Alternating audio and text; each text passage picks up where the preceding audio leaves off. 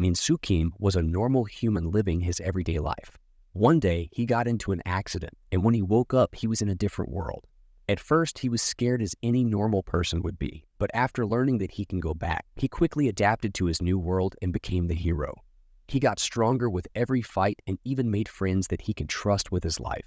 After going through many hardships, he finally arrived at the end of his journey, the fight with the Demon Lord. He defeated the Demon Lord and came back victorious. Having completed his duty as the hero, he came back to his own world, but things were different than he had hoped. During the 8 months he was missing, his mother died in a car accident while handing out flyers as she had still hoped to find her son. After his mother's death, his father couldn't bear the pain of losing his wife, so he committed suicide.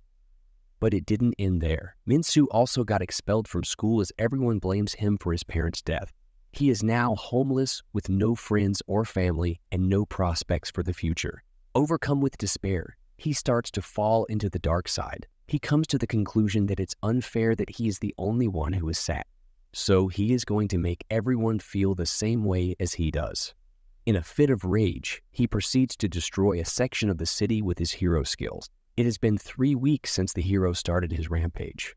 The world has been struck with fear as they see their impending doom. One such family is the family of Jung Soo Park. He too is a normal guy, living happily with his family. While trying to escape the hero's rampage along with his family, they hear an announcement by a police officer that the hero has come very close, and they must abandon their vehicles and escape on foot. Jung Soo takes his sister Daven and tries to run away, but it's already too late as the heroes arrive. He starts the massacre, killing everyone in sight. Jung Soo tries to run away, but his sister drops her toy bunny. She doesn't want to leave without it as it was a gift from her father on her birthday. Jung Soo knows how important it is for her, so he agrees to get it. But just as he bends to pick it up, the hero launches an attack, cutting everyone in half, including Daven. Jung Soo is filled with rage and attacks the hero with a metal pipe. This is nothing but a desperate effort as he is far from the monster that the hero is. He is stabbed by the hero, and in his dying moments, he regrets not being able to do anything for his family. But miraculously, he wakes up in another world, having been reincarnated as the hero. A year has passed since the rampage. Of all the people who died during that time, a few came back as heroes. The land is now being ruled by 9 heroes. They all have their own territories, except for Seoul, which is Min's territory. He uses his powers to spread hand-like golems as guards through his territory. Everyone does whatever he tells them to, because if they don't, he kills them using his hero skills. Salman is a survivor of the Min Soo rampage.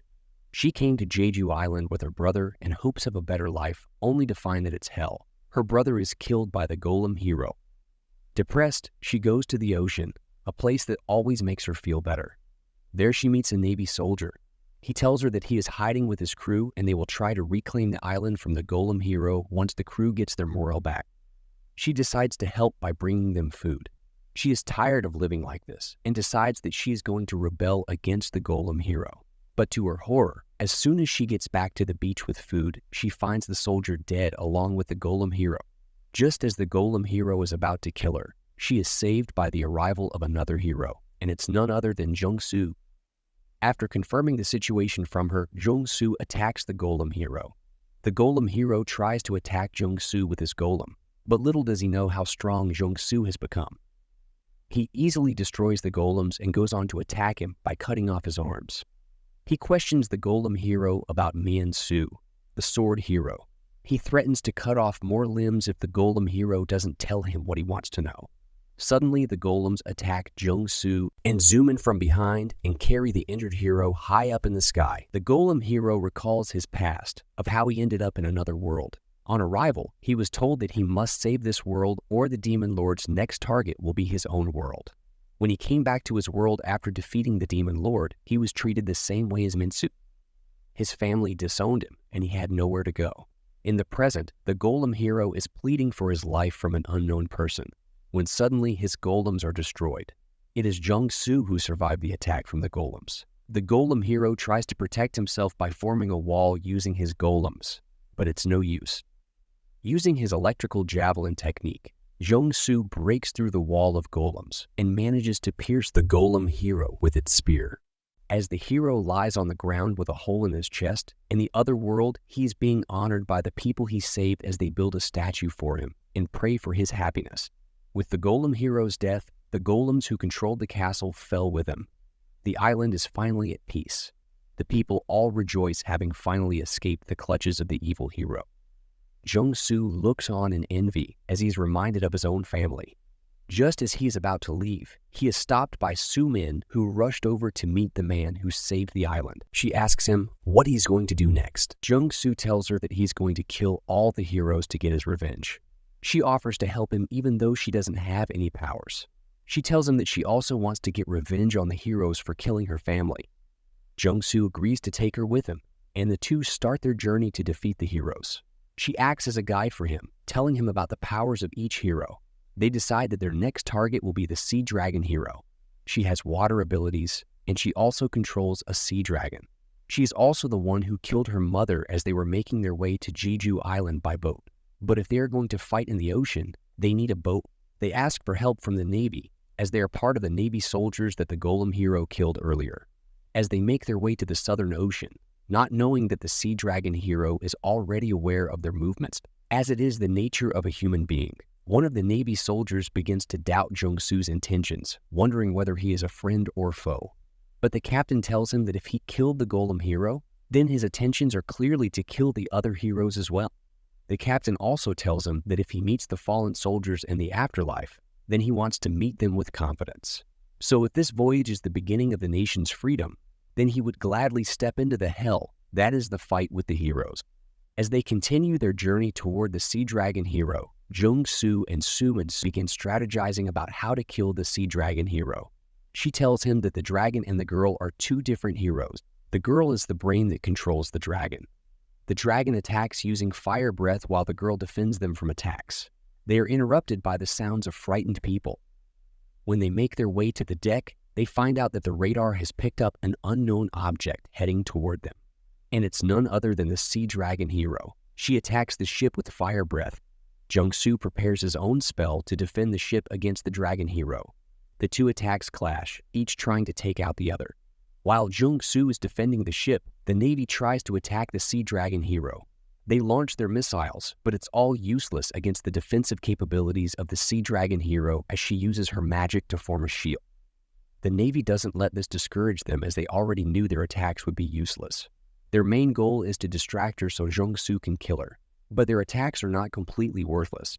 As they attack, Jung-soo notices that the dragon's firepower has decreased. He concludes that the girl is sharing her mana with the dragon, which means if they deplete her mana, they can beat her. The girl realizes that Jung-soo has figured out her weakness, so she decides to attack the ship instead. This way, she can stop using the magic barrier and instead focus on attacking. She throws her spear and uses her magic to control its direction. One by one, she starts killing the soldiers, eventually targeting Jung-soo, who is still busy defending the ship from the dragon. The soldier who doubted Jung-soo in the beginning steps forward to protect him. Using himself as a human shield, he protects him using his own body to stop the spear. In his dying words, he tells Jung-soo to not waste his sacrifice. In the afterlife, he is reunited with his fallen brethren. The hero recalls her time in the other world. She was summoned to the underwater land of Atlas. The king of the land gave her the spear, entrusting his life in her hands. In the present, as Jung-soo holds the spear, he goes into a fit of rage. She demands that he return it, and he agrees. He deactivates his defensive skill and flings the spear in the Sea Dragon hero's direction with all his strength. The spear freezes the fire breath as it makes its way to the Sea Dragon hero at great speed. The Sea Dragon hero orders the dragon to stop attacking so she can focus all her power on defending. She erects multiple barriers to stop the spear, confident that it will not be pierced. To her surprise, the spear pierces and continues breaking each of the barriers as it makes its way toward her. To her relief, the spear gets blocked by the final barrier. But little does she know, it was all Jung-soo's plan to distract her. He uses a powerful skill, slicing the dragon as well as the girl in half. In her dying moments, she recalls her final days in the other world. It is revealed that the dragon is the king of Atlas. He accompanied her on her journey to kill the Demon King. Due to their shared time, they fell in love with each other. Not wanting to separate, the king decided to accompany the hero to her world. even proposing to her on the day they left. But their love was to be short-lived. In this new world, the king couldn't control his shape-shifting power and began to transform into a dragon. They decided to move away to the Southern Ocean to keep humans away, but they were labeled terrorists and the Navy began attacking them. To protect her love, the dragon hero decided to destroy the Navy and anyone who would harm them. In the present, the two lovers proclaim their love for each other in their final moments. Elsewhere in Seoul, Min-soo finds out about the deaths of the golem and the sea dragon hero. In the other world, a young mage looks on as the spears in their storage begin to disappear. She realizes that the revenge that their hero talked about has begun. She calls the blacksmith to start repairing the broken weapon to repay the debt to the hero. When Jung-soo was brought to the other world, he became the spear hero. He pushed himself the hardest out of all the spear heroes in the past. Instead of a hero, he acted like revenged spirit, massacring all the demons in his path while being plagued by the memories of his dead family. Becoming curious about his behavior, the young mage in his party asks him why he pushes himself so hard. He reveals that he must become stronger to avenge his family. His obsession goes so far that when he killed the demon lord, he revived him by giving him the elixir of the miracle. Also, he can fight the demon lord again to become more powerful. It came to a point where even the demon lord was begging for death. To stop the hero from crossing the line and becoming a monster, the young mage tells him that they will help him if he stops doing this. On the day of his departure, Jung-soo gets a vision of Min-soo. Jung-soo tells him that it's okay if he is not the hero. He is satisfied by just being his murderer. In this world, after having killed the sea dragon hero, Jung-soo returns to the ship. Zoomin tells him that all the Navy soldiers are dead, so there is no one left to operate the ship, which means they are stuck in the middle of the ocean. Having spent all his energy in the battle, Jung-soo decides to rest. Determined to prove her usefulness, Zoomin tries a way for them to return to shore. She tries to look for the manual so she can learn how to operate the ship. While searching in the middle of the night, she hears footsteps.